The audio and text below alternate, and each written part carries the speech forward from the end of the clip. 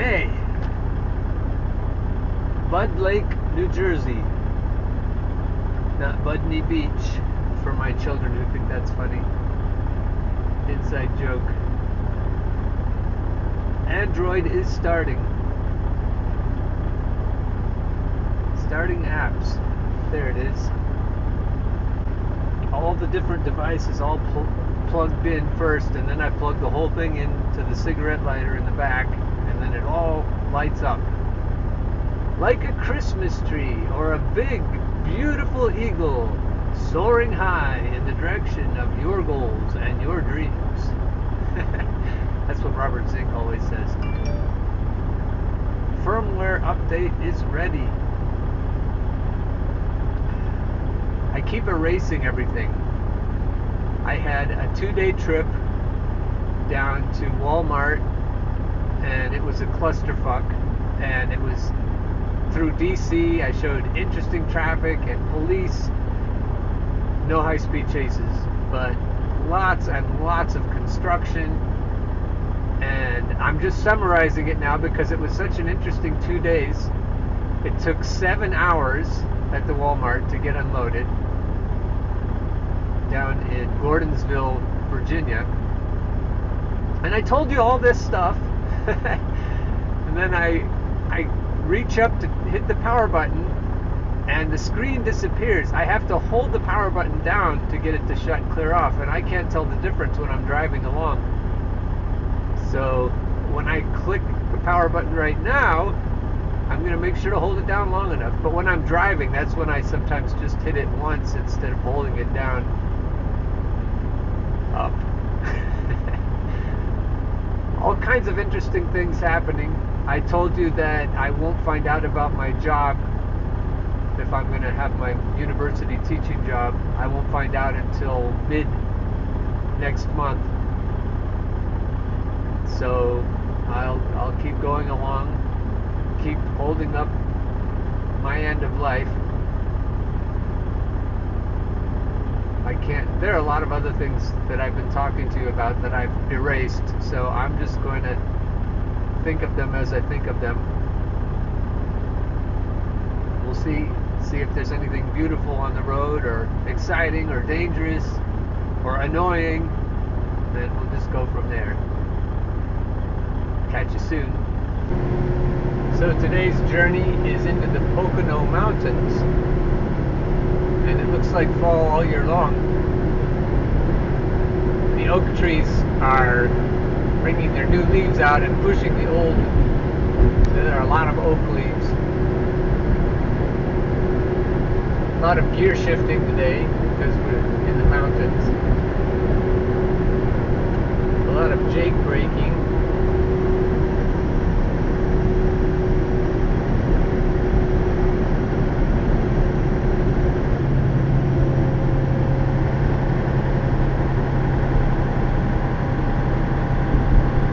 Through an interesting time in my relationship. Trying to figure out how to balance in an open relationship, how to balance things so that the primary partners don't feel left out or feel devalued, unimportant, or less important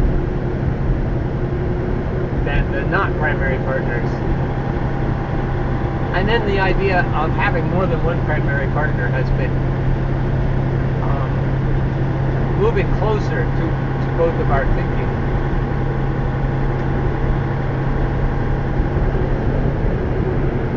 I said a few episodes back that sometimes it feels like a contest, like you have a ping pong partner and you keep each other sharp, keep each other from growing complacent.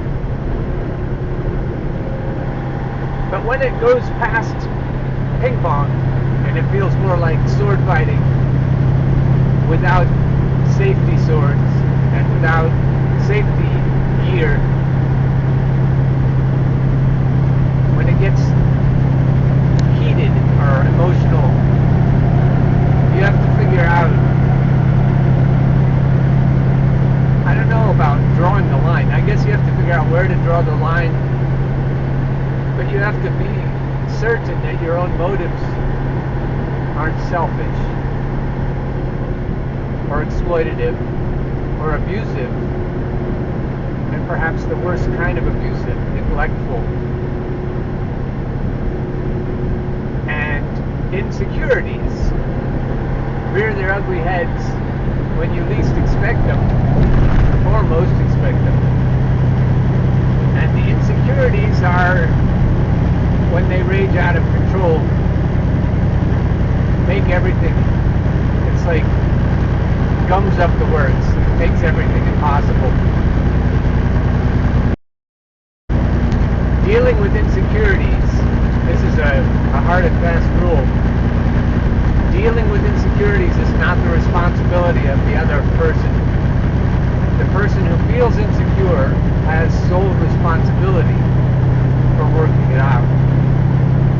And that's worth the price of admission. That's worth any other advice, all other advice put together. Tiptoeing around other people's insecurities is not okay. It's not. It's akin to taking shit. You feel like taking no shit is important, and you're right, because it's bad karma to take other people's shit. It's bad karma for them, and it's bad karma for you. And if you're a parent and your partner abuses you, that's harmful to the people who see it and don't see you speak up for yourself.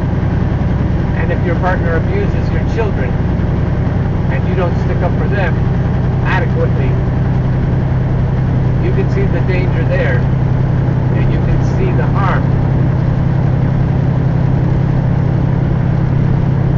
And you owe it to your partner, in an open or in a closed relationship, you owe it to your partner to stick up for yourself, to draw boundaries, to value yourself. And that includes not tiptoeing around the other person's insecurities. And it includes not taking the kind of abusive pain that's doled out when someone feels pain themselves. If a partner feels pain, and then you feel that your partner has to inflict pain on you in order to feel better, especially if the insecurity is around extra partners or extra escapades. If you feel that your partner handles his or her pain, handles their pain by inflicting pain on you, this is a red flag. This is something that can't continue. Setting a boundary, if you're wondering what kind of a boundary to set, that would be very important to set that boundary. That it isn't okay to handle a person's pain by inflicting another person. It's not okay to withdraw, withhold. It's not okay to neglect, to make yourself feel more important.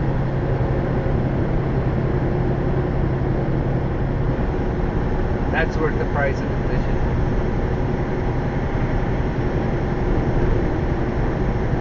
And for you, you owe it to yourself, if not to your partner or other people.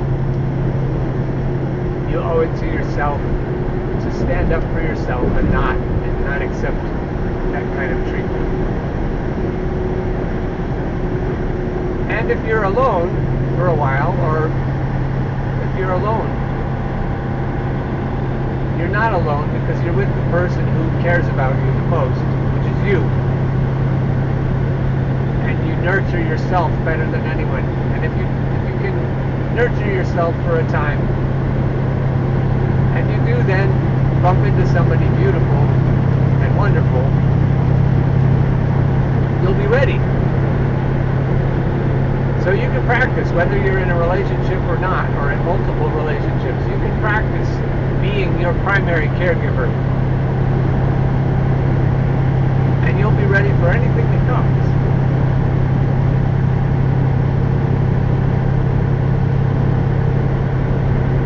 Wasn't really going to say much about it, but the mountains were so beautiful. So I thought, okay, I'm going to turn the camera on, and then that has been on my mind now. I really appreciate if you have any comments, even just about the scenery. I thank Bill Chessel, thank you for saying something. Your humor is always appreciated. I think we're about the same age, if I'm not mistaken, so your comment, I'm not sure if it's, I don't know if I'll let it slide or not. I'll go back and read it maybe and think about it. Please do say hello anytime you like. I'm always glad to know what's going on with you. Oh, look at that sycamore tree. Lots of sycamore trees. They're my favorite tree. And willows are a close second.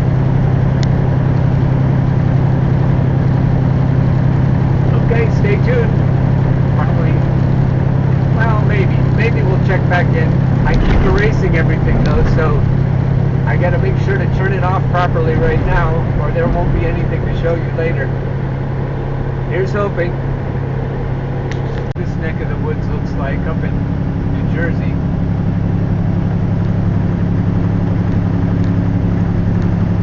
Got some good colors.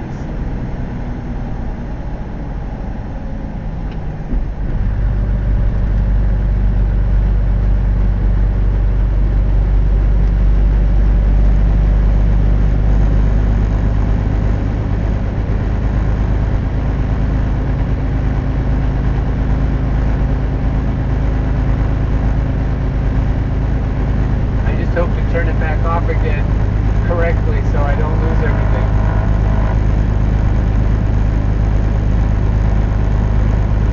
Sky looks pretty good today.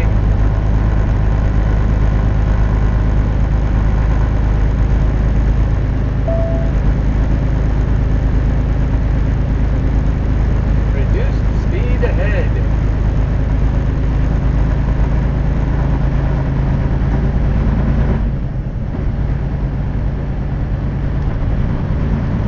Red signal ahead. So I guess we can't grow complacent.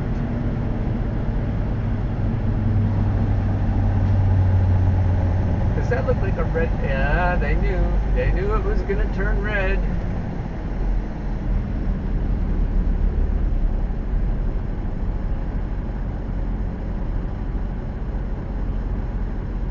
I was delivering to Vistar, New York. New York isn't that far from here. I imagine it costs more to live here than I'm used to. They were advertising an hourly rate, just a little more than I'm making now, but I think I'd have to have quite a bit more to live up here. Something to think about though.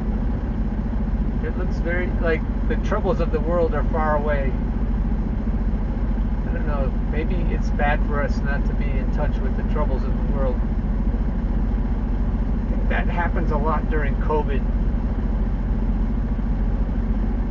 I think we've lost touch with each other. Well, we already had, but now it's worse.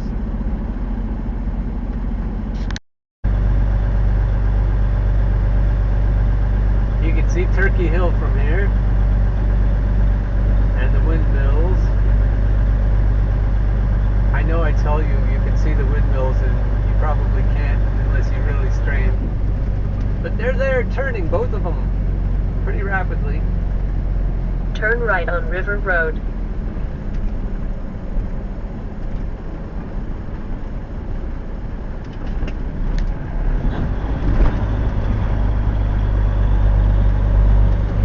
We got the truck waiting for me.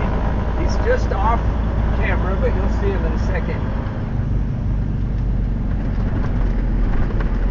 There he is. Make sure we all wave to him. In 2.5 miles, arrive at home. on the right.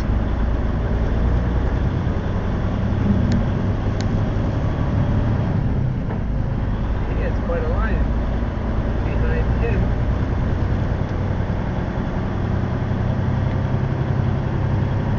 It is very green. There's that red tree up here.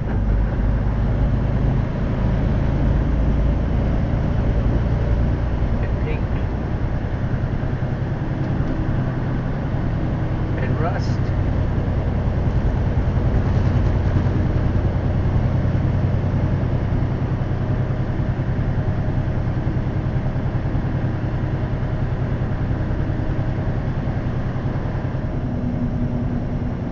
That's all. I just wanted you to see some of the colors. Talk to you soon.